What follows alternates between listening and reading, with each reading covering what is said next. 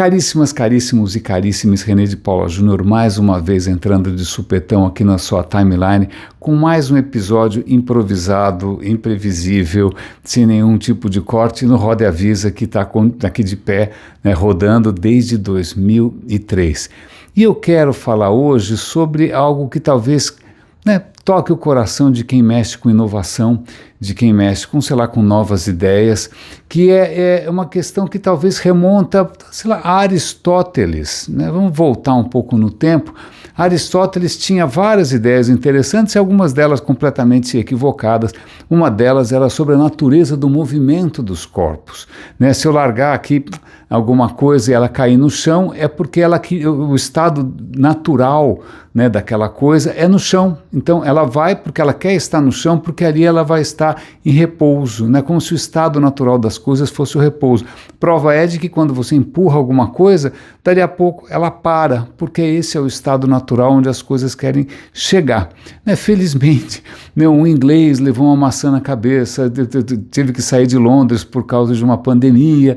Pois bem, esse cara veio com uma noção bastante diferente, que não é muito intuitiva, inclusive tem implicações teológicas, mas deixa para lá, que é a noção da inércia, que na verdade, né, se não tiver nada atrapalhando, quando você empurra alguma coisa, ela vai continuar em movimento retilíneo, uniforme, para o resto dos tempos. É lógico, se tiver atrito, isso vai, mas em suma, se não tiver atrito, né, por inércia, é essa a palavra utilizada, a inércia vai fazer com que as coisas continuem em movimento para o resto da vida. Ou então também, se ela estiver parada, ela vai continuar parada por inércia.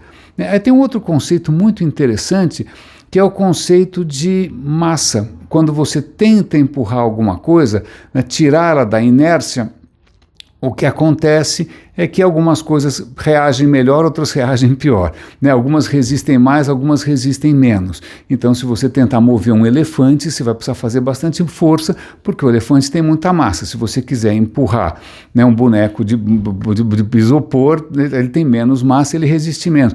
Por que eu estou tocando nesse assunto? Porque eu acho que uma resistência que a gente acaba descobrindo da pior maneira, sobretudo quando você, por natureza, é uma pessoa com ideias que quer fazer, né, causar impacto, é que as coisas têm inércia. Inércia não só inércia com dificuldade de sair do lugar, dificuldade de se mexer, por mais que você empurre, mas existe um outro tipo de resistência que é ainda pior do que essa resistência que eu chamaria de newtoniana, é a resistência ativa. Na verdade, toda vez, aliás, isso é uma coisa que eu ouvi, acho que na minha curta passagem pela Singularity University, que é muito bem colocada, talvez o cara veio com essa proposta até por lembranças um pouco traumáticas, que toda pessoa inovadora numa empresa é vista como um vírus, né? Ela é atacada pelo sistema imunológico e ela vai ser fagocitada, em algum momento expelida. Bom, provavelmente ele teve experiências parecidas com as minhas também.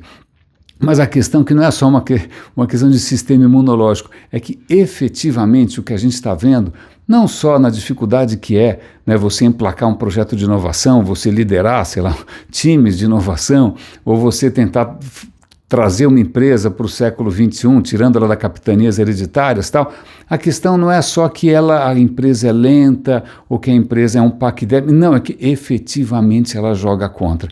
E isso a gente não percebe só no mercado corporativo, a gente percebe no comportamento humano em grande escala.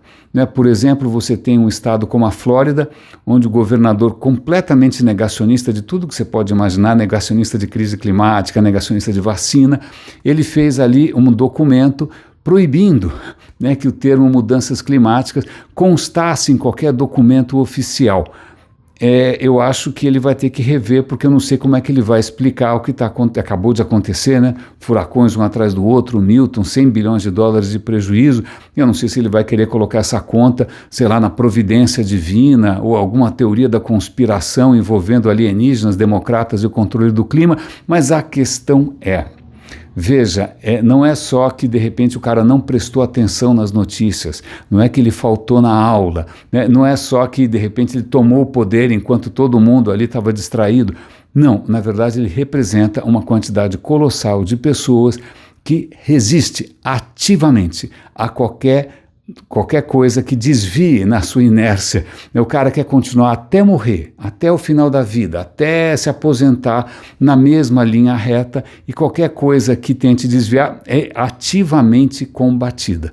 Então a gente tem hoje um cenário onde jornalistas são trollados, onde meteorologistas são ameaçados de morte, onde cientistas começam a tirar o pé das redes sociais, porque efetivamente o que está acontecendo é uma resistência ativa numa hora que justamente a gente deveria parar para pensar e fazer correções de rota. Recentemente eu fiquei bastante emocionado quando a Raquel Karrenbühl, lá da Globo News, ela foi entrar ao vivo para falar do estrago ali na Flórida, e ela não se conteve, ela desmontou, ela praticamente chorou em público, porque ela falou: meu Deus do céu, eu estou vendo muita desgraça, eu estou vendo gente que não tem para onde voltar, cujas vidas foram viradas do avesso, e puxa, a gente tem que cair em si, a gente tem que mudar o nosso comportamento, a gente tem que consumir menos.